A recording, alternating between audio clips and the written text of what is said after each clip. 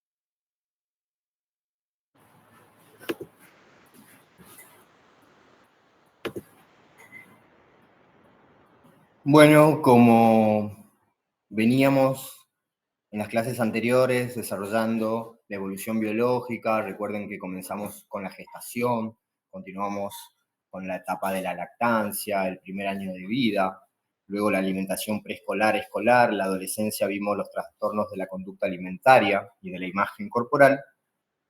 Y hoy vamos a ver algo muy importante que siempre está relegado de la discusión, relegado de la agenda pública, que es la evaluación nutricional y la consejería alimentaria en los adultos mayores.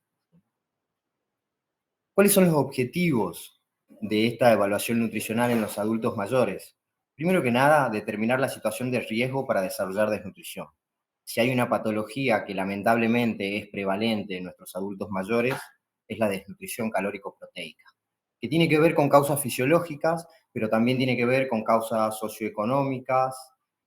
Y, por ejemplo, esto es muy importante, saber con quién vive esa persona, si esa persona está sola, si esa persona está enferma, si esa persona está deprimida.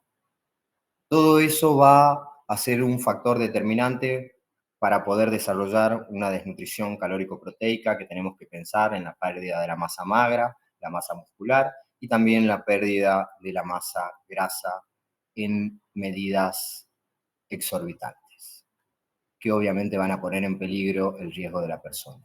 También hay que tener en cuenta que una de las patologías muy frecuentes y peligrosas, sobre todo en los adultos mayores, tiene que ver con la deshidratación, ¿sí? Esto responde a diferentes cambios fisiológicos que tienen que ver con la vejez. Podemos caracterizar a la vejez como una etapa evolutiva, degenerativa, catabólica, donde hay muy poca generación, creación, y sobre todo relacionado a lo biológico, ¿no? Pero como siempre decimos, tengamos en cuenta que estas normas tienen excepciones, hablamos de generalidades, y algo que tenemos que pensar, por ejemplo, que se sigue reproduciendo en la vejez, son las neuronas, ¿sí?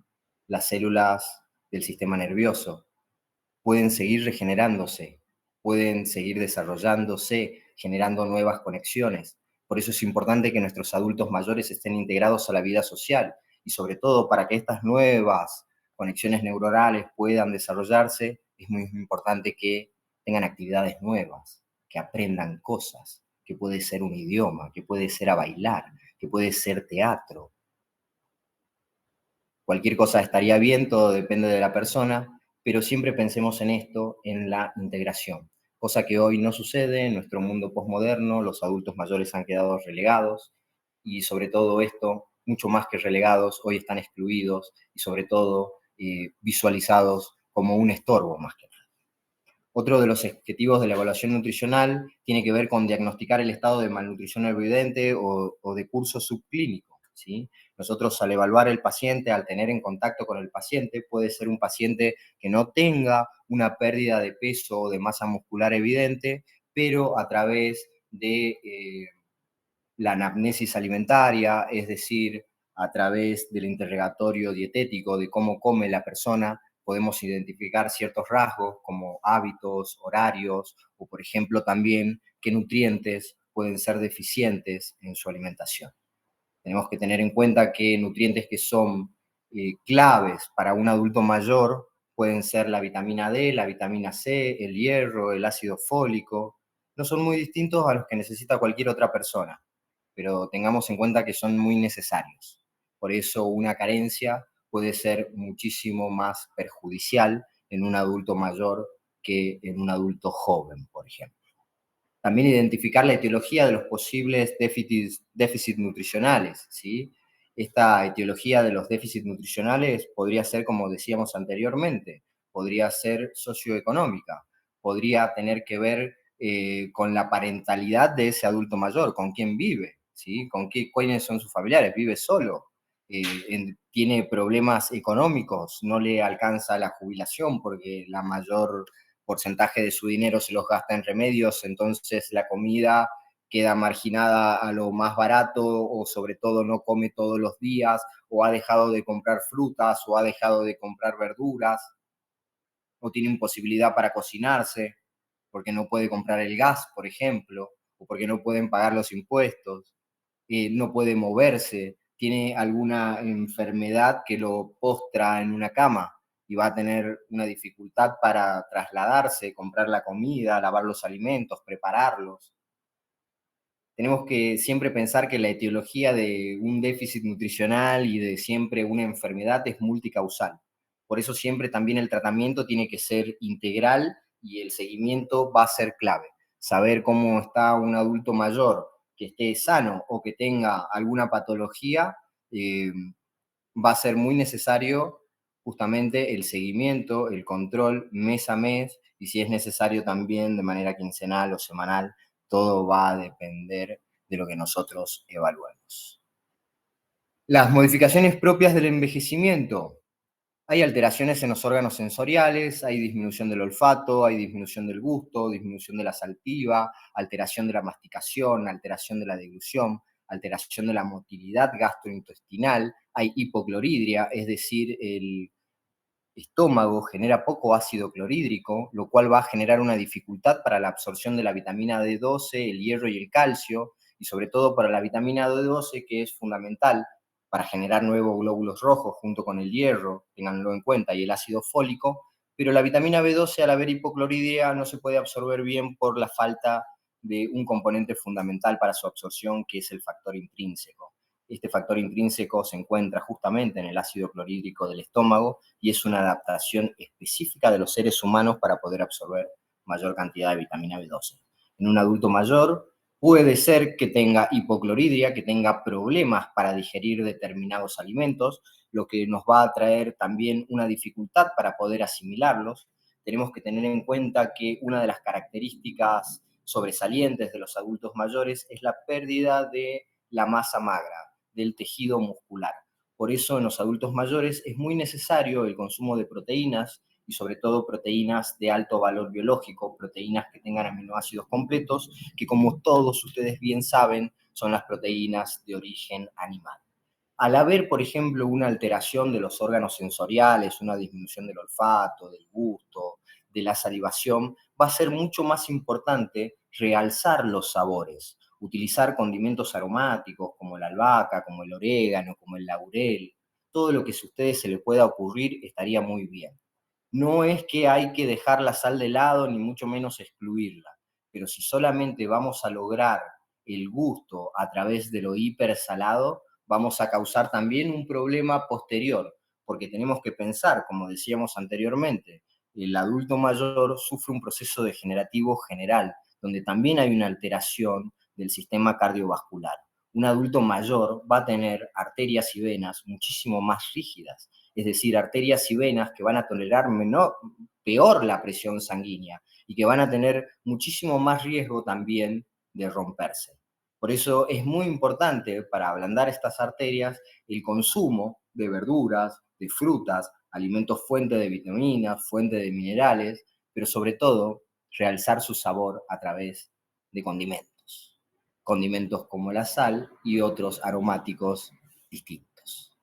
Es algo muy importante, porque si una comida no tiene gusto y si no tiene olor para la persona, difícilmente le motive a comerlo. Uno de los aspectos secundarios que se produce en los adultos mayores es la anorexia. Y a diferencia de lo que veíamos en la clase anterior de la anorexia nerviosa, donde hay un miedo atroz a aumentar de peso, a engordar, a la balanza, a comer, en el adulto mayor esta anorexia es fisiológica y justamente lo preocupa, porque él se ve descender de peso, él ve que su peso va disminuyendo y eso no es que lo deja tranquilo ni le produce un bienestar, sino todo lo contrario. Entonces es muy importante también tener en cuenta esto, que hay una disminución de la salivación. Si hay una disminución de la salivación, piensen que va a haber una dificultad para generar el bolo alimenticio. Tenemos que pensar que en la saliva es donde se encuentran las primeras enzimas que comienzan la digestión de los hidratos de carbono. Una disminución de la salivación nos va a llevar a múltiples problemas que también van a derivar justamente en esto, en la disminución del apetito, en la disminución de las ganas de comer, porque saben que esa persona cada vez que come la pasa mal, porque esa persona no tiene dientes, por ejemplo. Entonces hay un montón de otros alimentos que han quedado relegados, porque no los puede masticar. Entonces son muchas, como decíamos anteriormente, las causas que pueden llevar a un adulto mayor a alimentarse de una manera mucho más deficiente.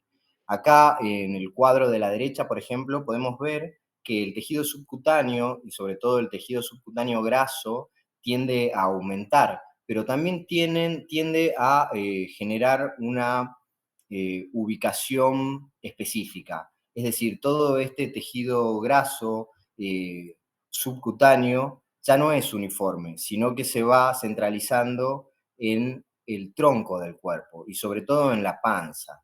Por eso es importante evaluar el peso y sobre todo la evolución de la grasa abdominovisceral, porque como ustedes bien saben, esta grasa es un factor de riesgo para desarrollar enfermedades crónicas como la diabetes, la hipertensión, etcétera, etcétera. Por ejemplo, los tejidos y los huesos tienen una disminución. Hay una disminución de la masa ósea. Esto está relacionado con la osteoporosis, que es algo que se sufre en las mujeres luego de la menopausia y en los hombres están afectados un poco menos. Pero al tener una disminución de la masa ósea, se produce una fragilidad de los huesos, por lo tanto los adultos mayores están mucho más expuestos a fracturas. En una caída simple, sencilla, tonta, pueden quebrarse las muñecas, por ejemplo, que es algo muy común y algo ya muy peligroso porque va a tener una recuperación muy lenta, dificultosa, y todo lo que un adulto mayor tenga que emprender, sobre todo como rehabilitación, tienen que pensar lo que va a ser lento y dificultoso. Por eso es buenísimo que no les pase absolutamente nada. Y es, por ejemplo, la quebradura de cadera, ¿sí? Que es algo que deja postrado a la persona, que lo lleva a una intervención quirúrgica, que tiene una rehabilitación muy lenta y que difícilmente vuelven a recuperar su estilo de vida. Esta recuperación va a ser mucho más difícil a medida que la edad sea más avanzada. También tenemos que tener en cuenta que hay una pérdida del agua intracelular, por eso es más fácil el tema de la deshidratación en un adulto mayor. Tenemos que tener en cuenta que un adulto mayor pierde alrededor de 6 litros de agua en comparación con un adulto que tiene 45 litros aproximadamente. Pensamos que si hay una disminución de 6 litros, un adulto mayor tiene 39, 38 litros acumulados en su cuerpo, es decir, una disminución importante. Por eso es que tenemos que acostumbrar a los hábitos de hidratarse, de tener agua en la mesita de luz, de tener agua en el momento después de las comidas, antes, durante, etcétera, etcétera.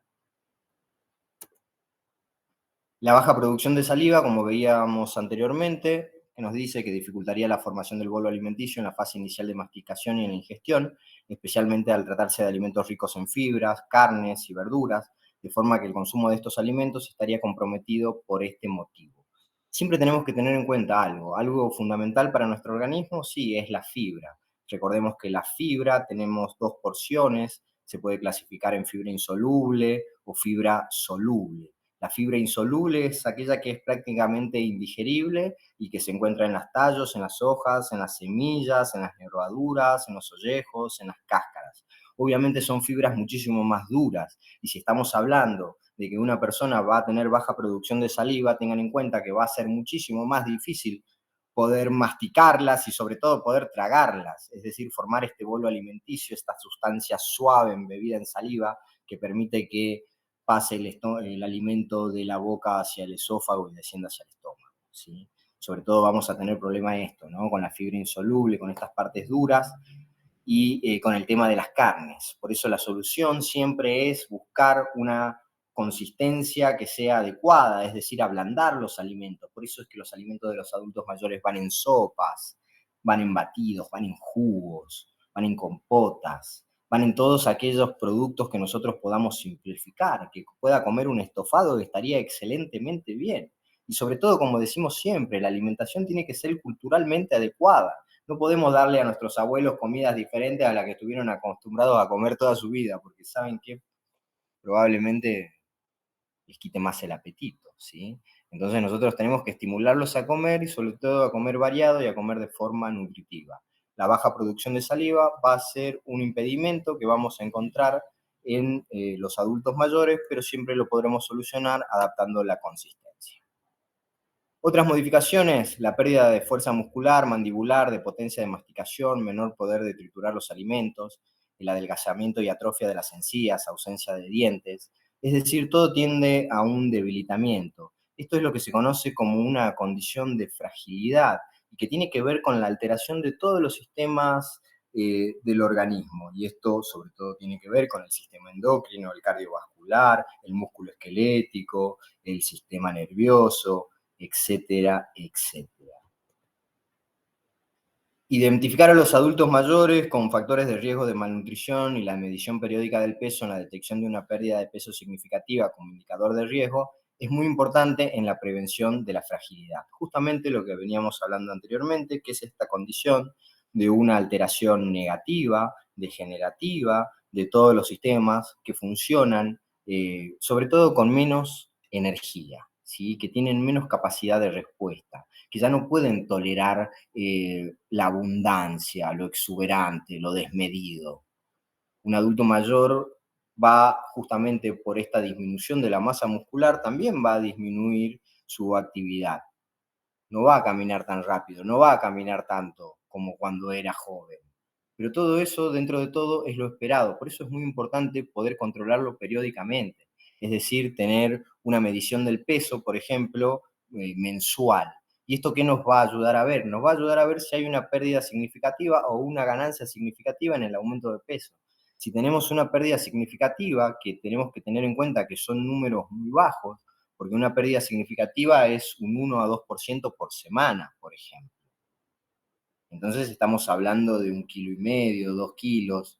Si baja o 900, 800 gramos, depende de cuánto pese la persona, ¿no? Pero si baja más o menos ese peso en una semana, tenemos que averiguar por qué. Tenemos que saber que si en 6 meses bajó 6 kilos de lo que era su peso habitual, entonces tenemos que también investigar el por qué. Porque cuando baja de peso progresivamente en mucho tiempo, podemos pensar en el desarrollo de una enfermedad crónica como la diabetes, por ejemplo, o cuando baja de peso de una forma rápida en poco tiempo, tenemos que pensar en alguna causa aguda que puede ser deshidratación, vómito, diarrea, o pensar si, por ejemplo, estas anormalidades fisiológicas se mantienen durante mucho tiempo. La desnutrición, ¿sí? Es muy prevalente en geriatría, influye de forma significativa sobre el desarrollo de fragilidad, ya que la pérdida de peso facilita la aparición de cansancio, disminución de fuerza, lentitud de la marcha, reducción de la actividad física. ¿Sí? Todo esto tiene que ver con una adaptación del propio organismo a la falta de energía. Si nos falta energía, lo primero que hacemos es limitar la actividad. Y justamente ténganlo en cuenta, esta también es una característica del niño desnutrido. El niño que está desnutrido es un niño que ha dejado de jugar, es un niño que ha dejado de correr, es un niño que se ha quedado quieto, sin movimiento, que es irritable, que llora. Bueno, a un adulto mayor puede pasar exactamente lo mismo, ¿sí? Tenemos que tener en cuenta que la energía no solamente sirve, tiene una función de facilitar el movimiento esquelético muscular, sino que también es de energía para nuestro cerebro, para nuestras neuronas, para nuestro desarrollo cognitivo, para nuestras funciones que, no tienen, que tienen que ver más con lo abstracto que con lo físico. ¿Sí? Entonces también puede ser una persona mucho más irritable, un adulto que está sufriendo desnutrición, que está sufriendo deshidratación, por ejemplo. Entonces ténganlo muy en cuenta. La desnutrición afecta a 1/3 de las personas mayores, ¿sí? Recientemente admitidas en instituciones de larga estadía, a 1/5 de personas admitidas en hospitales y a 1/10 de personas que consultan a médicos generalistas. Es decir, las personas que más afectadas están por la desnutrición son aquellos adultos mayores que tienen una vida en soledad, ¿sí? Es aquellos que van a ser asilados en geriátricos, a eso se refiere lo de las instituciones de larga estadía, y también aquellas que son admitidas en hospitales, aquellas que tienen, por ejemplo, una enfermedad crónica, degenerativa, que puede ser mental, que puede ser endocrinóloga, lógica, perdón, y también personas que consultan a médicos generalistas generalmente son personas que son acompañadas con sus familias, son acompañadas por un hijo, por una hija, por algún nieto, ¿sí? Entonces tengamos en cuenta siempre las cuestiones socioeconómicas, porque estas cuestiones socioeconómicas siempre nos van a indicar la posibilidad o las dificultades que tienen las personas para poder acceder a los alimentos. Es muy difícil contar con una pensión, una jubilación que alcance a con una que sea de miseria. Esto siempre va a comprometer, digamos, el alimento y la calidad del alimento y la variedad del alimento que uno puede llevar a su casa. La pérdida involuntaria de más del 5 al 10% del peso habitual durante un año en adultos mayores es un signo clínico asociado con un mayor riesgo de mortalidad. ¿Sí? Tenemos que tener en cuenta esto. Cuando el adulto mayor pierde peso, sobre todo, estamos hablando de que está perdiendo mucho más que grasa. no estamos hablando ya del compartimiento graso, energético, lipídico, de reserva del organismo, sino que cuando el adulto mayor pierde peso, estamos hablando de que está perdiendo músculo. Y si está perdiendo músculo para poder transformarlo en energía, tenemos que tener en cuenta que el organismo está en su última etapa, de supervivencia. Por eso hay un mayor riesgo de mortalidad. Cuando se compromete macronutrientes como las proteínas para generar glucosa, es porque el organismo está sufriendo una necesidad extrema. Es como que si ustedes para hacer fuego en su casa y protegerse del frío tengan que quemar todos los muebles de su casa y que esa sea la única solución. Entonces estamos en un problema y esto obviamente aumenta la mortalidad. Por lo tanto, la pérdida de peso debe abordarse minuciosamente intentando detectar la causa, ¿sí? Si esta pérdida de peso está relacionado a una situación patológica, ¿sí? El abuelo viene con vómitos, viene con diarrea, le sucede esto, no come aquello, lo otro, o si es una pérdida de peso mucho más silenciosa que atañe a otras causas, porque el abuelo come bien, porque el abuelo come variado, el abuelo está lúcido, pero aún así disminuye su peso corporal. La sarcopenia, ¿qué es la sarcopenia? Es un síndrome caracterizado por una progresiva y generalizada pérdida de masa y fuerza muscular esquelética, con riesgo de resultados negativos como discapacidad física, peor calidad de vida y muerte, ¿sí? La sarcopenia justamente hace esto, referencia a una disminución eh, significativa de la masa muscular. Y obviamente si hay una disminución de la masa muscular, no tengan duda que va a haber una disminución de la fuerza y una disminución de la actividad. Y sobre todo esto, una disminución de la autonomía. Ténganlo en cuenta. Si una persona no tiene fuerzas para caminar o no tiene fuerza para levantar una cuchara, imagínense la fuerza mental que debe tener para no deprimirse, por ejemplo. Representa la sarcopenia un elemento fundamental en la fragilidad, no siempre se asocia a un descenso del índice de masa corporal, ya que ocurre la pérdida de masa muscular y también un incremento de la masa grasa. Esta asociación, denominada obesidad sarcopénica, representa un importante factor de riesgo para el desarrollo de la discapacidad y la mortalidad. Es decir, ¿qué es lo que tenemos que tener en cuenta entonces en un adulto mayor? Sobre todo esto, no guiarnos por un índice de masa corporal, no guiarnos por estas variables, peso, talla, que se han vuelto tan fundamentales, sino sobre todo tener en cuenta la clínica, porque podemos observar una disminución de la masa muscular que también puede ser medida a través de la circunferencia de la pantorrilla o de la circunferencia muscular del brazo, por ejemplo, que puede ser medida esta disminución de la masa muscular, pero también vamos a ver esto, un incremento de la masa grasa, ¿sí? Por eso es muy importante la clínica, por eso es muy importante qué es lo que nosotros podemos evaluar ante nuestros ojos, ¿sí? Por eso es importante esto, que nosotros sepamos qué es lo que podemos encontrar y sobre todo qué es lo que tenemos que buscar. Y lo que tenemos que buscar en un adulto mayor es la pérdida excesiva de masa muscular, que es lo que nos va a poner en una situación comprometida y sobre todo que va a acercar a ese adulto mayor a la desnutrición. Obviamente esto se puede hacer de múltiples formas, también se puede hacer a través de una evaluación bioquímica. Podemos medir justamente la albúmina, la prealbúmina, la transferrina sérica, que es decir, son proteínas que circulan por el plasma, que si se encuentran disminuidas, nos va a indicar justamente que hay muy poco poder justamente de estas proteínas de retener el agua intravascular, por lo cual esta agua sale hacia el intersticio, sale hacia el sistema extravascular y justamente puede producir edemas, etcétera, etcétera, lo cual es un síntoma de desnutrición proteica, ¿sí? Esta asociación, denominada obesidad sarcopénica, representa, bueno, un importante factor de riesgo para el desarrollo de discapacidad y de mortalidad. Sobre todo, justamente, pensemos esto, una persona que no tiene fuerza en sus músculos va a ser una persona que difícilmente pueda realizar sus actividades. Por eso es que hablamos de discapacidad, porque va a perder su autonomía, va a perder su libertad.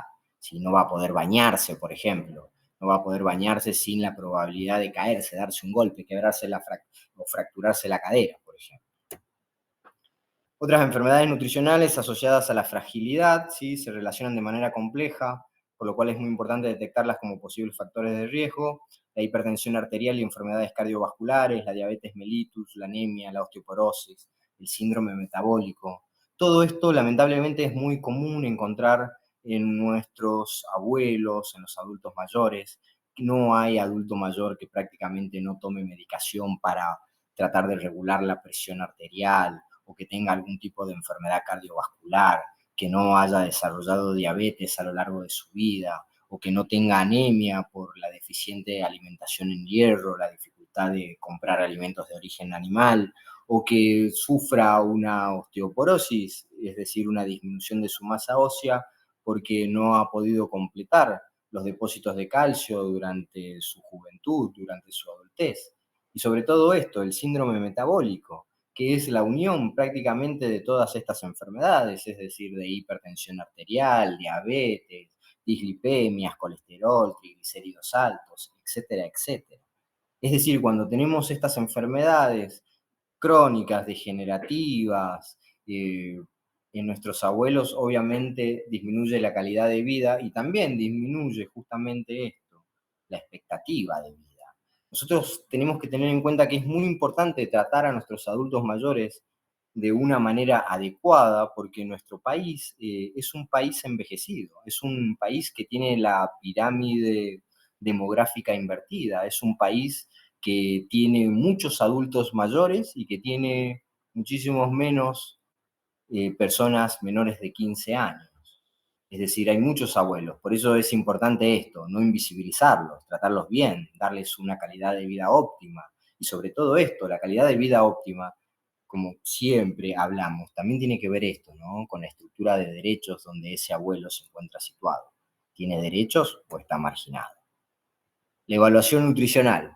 Es el primer eslabón del tratamiento nutricional, obviamente indicadores antropométricos, peso y talla, lo que hablábamos anteriormente, es muy importante seguir la evaluación del peso mes a mes, por lo menos, ¿sí? Y sobre todo tener en cuenta que en la talla es algo mucho más dificultoso porque va a tener una talla menor a lo que era su talla de adulto y esto tiene que ver con enfermedades propias de la vejez, que son degenerativas justamente, del esqueleto y tienen que ver con escoliosis, tienen que ver con problemas en sus vértebras o en las rodillas o determinadas articulaciones que justamente llevan más al abuelo a tomar una postura jorobada, ya no erguida. Por eso está bueno el tema de la talla, no fatigarlo tomándola semana a semana como el peso, sino tomarla una vez al año, por ejemplo, y tener en cuenta que más que un aumento de la talla, sobre todo lo que vamos a poder detectar es una disminución.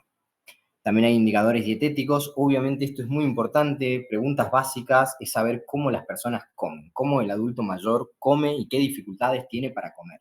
Y algo que está totalmente relacionado justamente con el órgano de entrada del alimento al organismo, que es la boca. Tenemos que tener en cuenta que si hoy hablábamos que las condiciones socioeconómicas de pauperización, de pobreza progresiva que afectan a las personas en nuestro país, el mundo y Latinoamérica, han llevado a que las personas antes de los 40 años, entre los 30 y 35 años, tengan una pérdida de piezas dentales excesivas. Ya a los 30, 35 años las personas se quedaron sin muelas. Imaginen qué es lo que puede suceder en un adulto mayor. Si, por ejemplo, no tiene dientes, no tiene muelas, si utiliza prótesis que son incómodas, por ejemplo, va a tener también una dificultad para poder alimentarse. Hay que detectar esto, si la comida es monótona, si es variada, si come siempre lo mismo, si consume alimentos ricos en hierro, si consume alimentos ricos en ácidos grasos omega 3, si consume proteínas en calidad, en cantidad. Todo eso va a ser fundamental para hacer una evaluación y sobre todo esto, para poder eh, tener una idea de cómo puede ser el presente y sobre todo el futuro de esa persona. Los indicadores bioquímicos, ténganlo en cuenta, son todos importantes, sobre todo aquellos que miden el hierro, la transferrina, el hematocrito, la hemoglobina. Tenemos que ver si ese cuerpo está bien oxigenado, si ese hierro puede llegar a todas las zonas que lo necesitan en cantidad, a tiempo, si puede oxigenar el cerebro, si, etcétera, etcétera. Ya saben todo lo que hace el hierro. Entonces es muy importante, pero también saber cómo está la glucemia, cómo está el colesterol, cómo están los triglicéridos, cómo está el colesterol HDL, cómo está el colesterol ADL, que son obviamente indicadores que nos van a hablar de esto, ¿no? De también el índice aterogénico, es decir, si hay una posibilidad de formar placa de ateromas o no dentro de esas arterias, dentro de esas venas, y a tener en cuenta esto, lo que decíamos. Una de las características del sistema cardiovascular es que es un sistema cardiovascular que funciona a menor capacidad, que tiene arterias y venas mucho más rígidas. Entonces también va a ser importante saber cómo está la urea, cómo está la creatinina, cómo funciona el riñón, cómo funciona el páncreas, cómo funciona el hígado a través de la GPT, de la GOT, etcétera, etcétera. Los indicadores bioquímicos van a ser muy importantes y también los indicadores clínicos. ¿Qué es lo que nosotros vemos? ¿Cómo vemos, por ejemplo, eh, la piel alrededor de los ojos? Es decir, si vemos ojeras, si los vemos hundidos, si vemos que falta hay una pérdida de mucha masa muscular, si hay dificultades para caminar, para moverse, podemos saber también el estado de lucidez que tiene la persona, podemos saber si la persona está aumentando de peso, si hay una acumulación de grasa abdominovisceral o periférica, etcétera, etcétera. Todo lo que nos pueden llegar a indicar todos estos indicadores de la evaluación nutricional. Acá vemos de nuevo los indicadores antropométricos, el peso, que nos dice que es recomendable el registro con una frecuencia mínima mensual, ¿sí? Permite saber si el individuo ha disminuido o ha aumentado de peso en los últimos meses, lo que sería un factor que conduciría a realizar una evaluación más profunda. ¿Sí? Si viene aumentando de peso y si viene disminuyendo, nos tiene que llamar la atención, lo tenemos que tener en cuenta porque tenemos que saber el por qué. Y una ecuación, por ejemplo, que les puede ser muy útil es el porcentaje de pérdida de peso, ¿sí? Que es el peso habitual en kilogramos, ¿sí? El peso habitual es el peso que la persona reconoce como normal para ella. Que le digan, no, mi peso habitual es 86, pero hoy cuando me fui a pesar pesé 81. Ese es el peso actual, ¿sí? Es el peso actual en kilogramos menos el peso habitual perdón, el peso habitual en kilogramos menos el peso actual en kilogramos sobre el peso habitual por 100. Y eso obviamente les va a dar un porcentaje de la pérdida de peso, donde vamos a ver justamente en esta tabla, ¿sí? Si tenemos una pérdida de peso en el tiempo de una semana de un 1 a 2%, es una pérdida significativa. O sea, vean este valor, es ínfimo, es un 1 o 2%, ya es significativo, porque lo tomamos en relación al tiempo. Perder esa cantidad de peso en una semana tiene que ser llamativo. Y sobre todo tenemos que indagar por qué. Y sobre todo tiene que ver con esto, con que el abuelo estaba enfermo, con que el abuelo tenía diarrea, con que el abuelo tenía vómito, con que el abuelo estaba sufriendo de gastritis, de disfagia, no podía tragar ningún tipo de alimento, ya sea sólido, ya sea líquido, etcétera, etcétera, y ha disminuido su peso.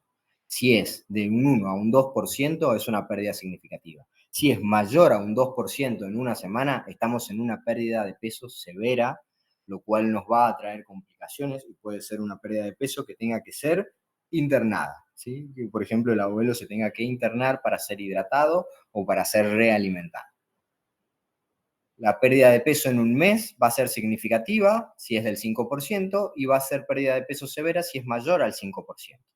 En 3 meses va a ser significativa si es del 7,5% y va a ser severa si es mayor al 7,5%.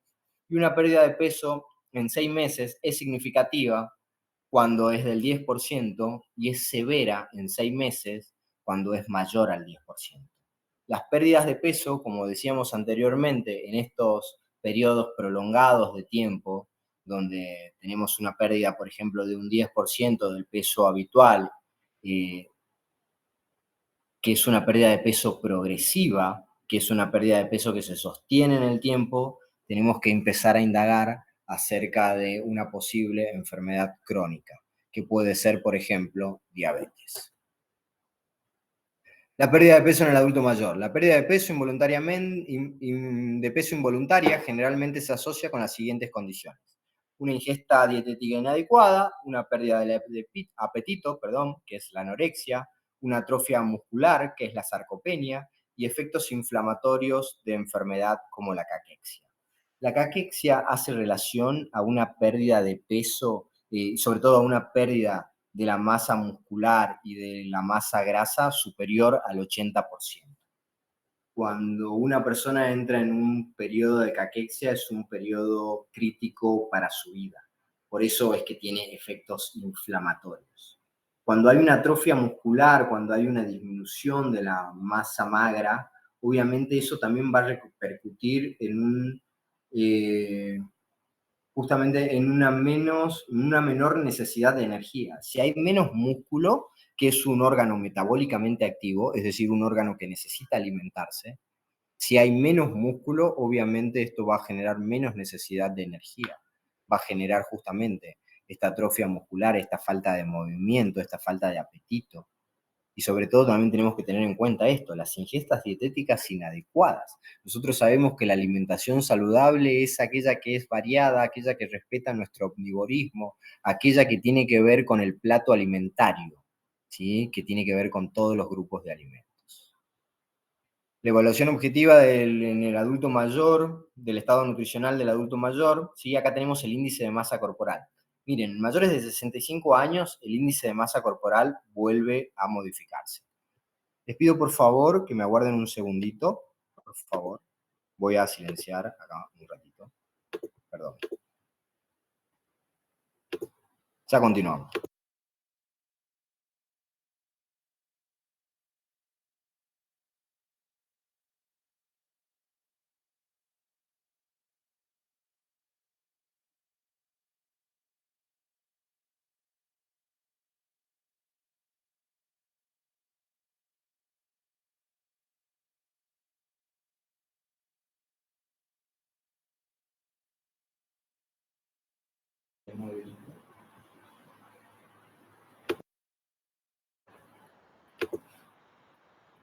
Perfecto, chicos, ¿ahí se ve?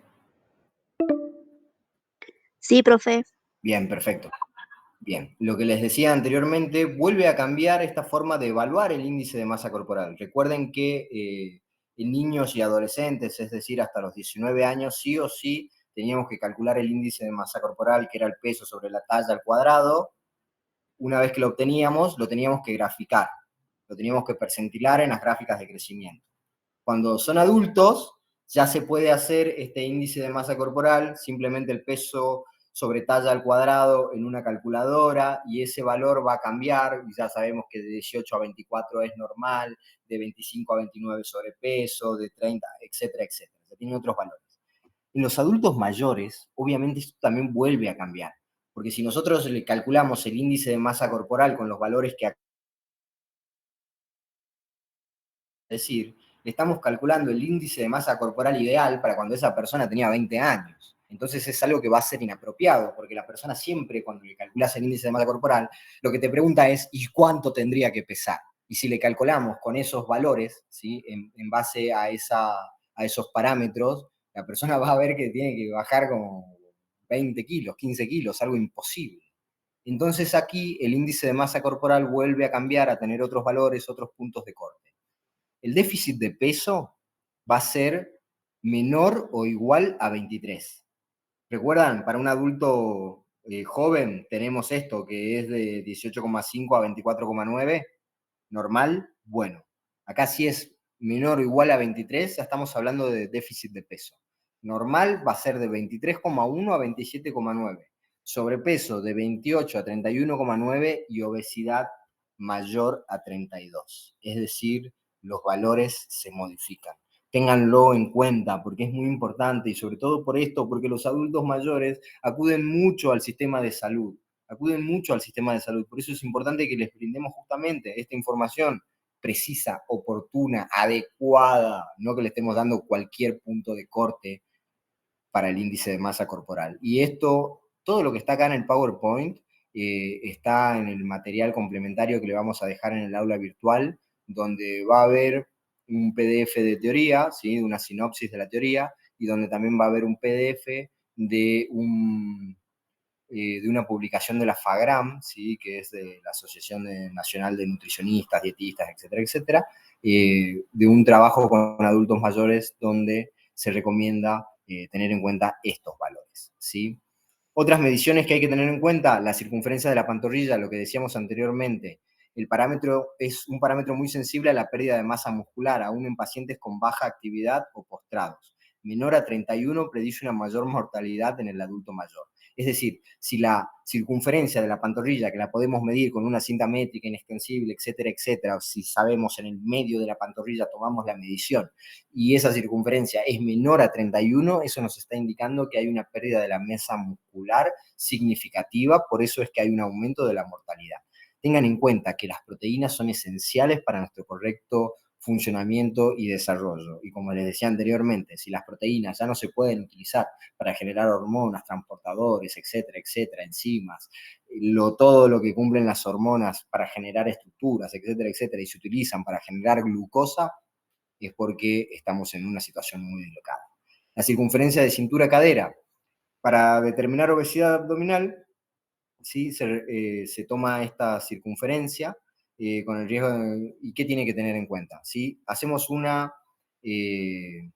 es un índice, ¿sí? Donde se toma por un lado la circunferencia de la cintura y por otro lado la circunferencia de la cadera. Lo que hacemos es dividir la circunferencia de la cintura en la circunferencia de la cadera, y si este valor nos da mayor a 1, por ejemplo, tenemos que la distribución de la grasa en esa persona es abdomino visceral. Es decir, está en la cintura, ¿sí? Está rodeando los órganos digestivos como el estómago, el intestino, el páncreas, el hígado, el riñón, y no está en la cadera, por ejemplo. ¿Sí? Si ese valor es menor a 1, tenemos que esa distribución adiposa está sobre todo en la cadera, en los muslos y no en la cintura, lo que es un factor de riesgo menor, porque tenemos que tener en cuenta que esa grasa abdominovisceral que se ubica justamente en la panza es de un muy mal pronóstico. Bueno, vamos a continuar, chicos. Faltan 10 minutos. Cortamos la clase acá, justamente alimentación saludable en adultos mayores. Yo voy a generar el link, lo voy a subir al aula virtual y a las 2 de la tarde, más tardar 2:05, estamos continuando con la clase de adulto mayor. ¿Sí? Excelente.